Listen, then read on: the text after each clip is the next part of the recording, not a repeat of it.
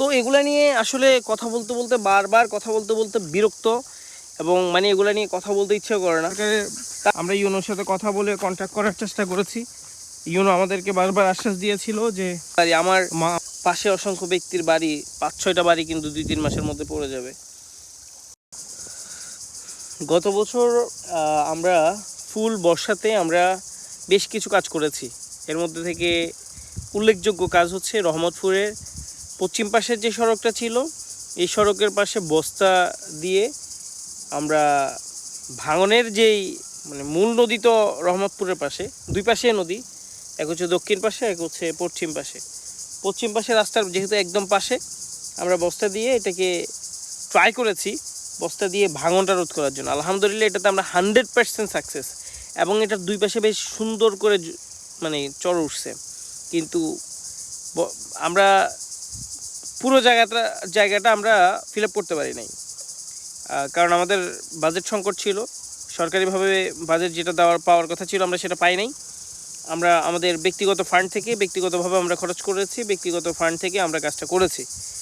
এবং আমি আপনাদেরকে দেখাই, আমরা মানে এটার সাকসেসটা দেখাই। এবং নদীর এখন যে পরিমাণ উত্তাপ, মানে আস্তে আস্তে ঢেউ শুরু হয়েছে। যেমন আমি গতকালকে আসি, ঢেউ দেখার সাথে সাথে মানে আবার ভয় লেগে উঠছে যে বাকি অংশটুকু না ভেঙে যায়।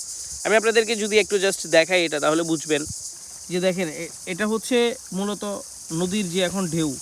এই যে বস্তাটা দেখতে পাচ্ছেন, এটা আমি গত এক সপ্তাহ পরে আসছি, জাস্ট এটা বিছাই দিচ্ছি যাতে করে ঢেউ দিয়ে ভাঙতে না পারে।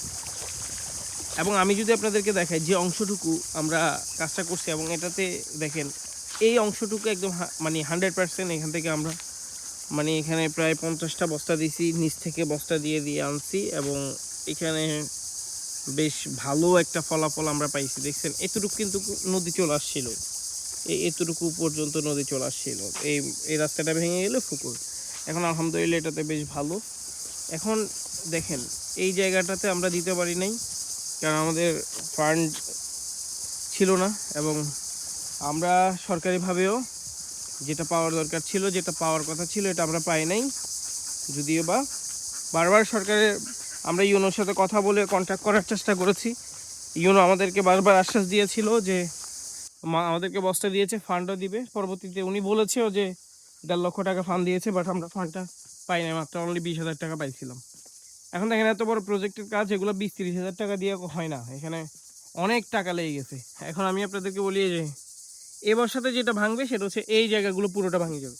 দেখেন এটা ভাঙলে আবার যেটা হবে সেটা হচ্ছে এই যে এই রাস্তা এখানে দেখছেন, এটাও খুব কাছাকাছি। এখন এখানে একটা সমাধান আছে।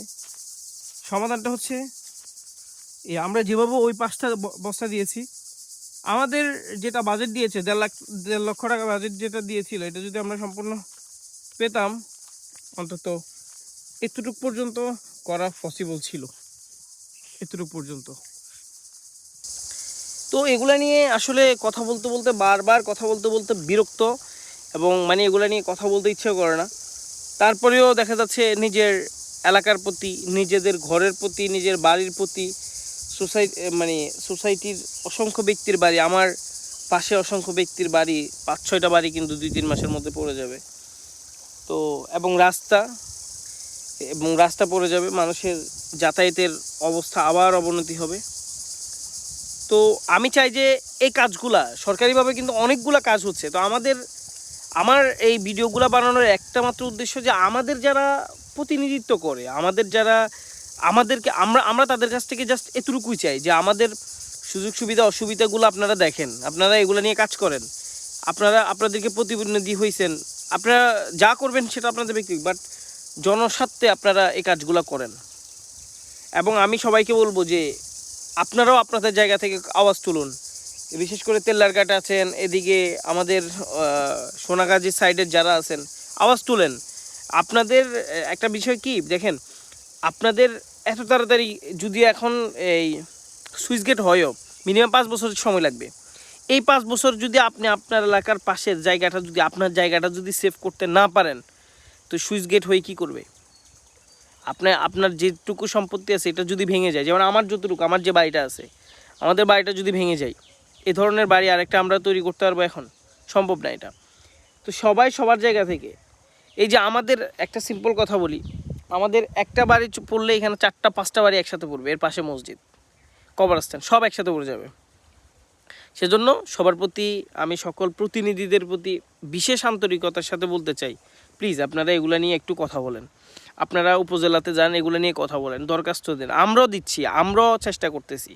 আচ্ছা, তা আমাদের বস্তাগুলো ভরাট করে আমরা মূল নদীর কাছে, আমরা যদি এখন থেকে চেষ্টাটা না করি, আমাদের বর্ষাতে অনেক কষ্ট করতে হবে, অনেক কষ্ট করতে হবে। তখন কিছু করলেও হবে না, তখন কিছু করলে হবে না। সো আপনারা একটু নজর দেন। আমার বিশ্বাস আপনারা সহ যদি একসাথে এটা নিয়ে একটু মাথা ঘামান, আমার বিশ্বাস এখান থেকে অনেক ভালো হবে। আমরা জাস্ট বস্তা বরাদ্দ যদি এভাবে করে দেয়, আপনারা কাজ করেন, আপনারা কাজ করেন, আমরাও কাজ করব না। আপনারা কাজ করেন, আপনারা নিজেরা বাজেট দিয়ে নিজেরা কাজ করেন, যতটুকু পারেন আপনারা এবার বস্তা এখান থেকে শুরু করে যদি মসজিদ পর্যন্ত বস্তা দেওয়া যায়, এখানে 400-500 বস্তার মতো প্রয়োজন।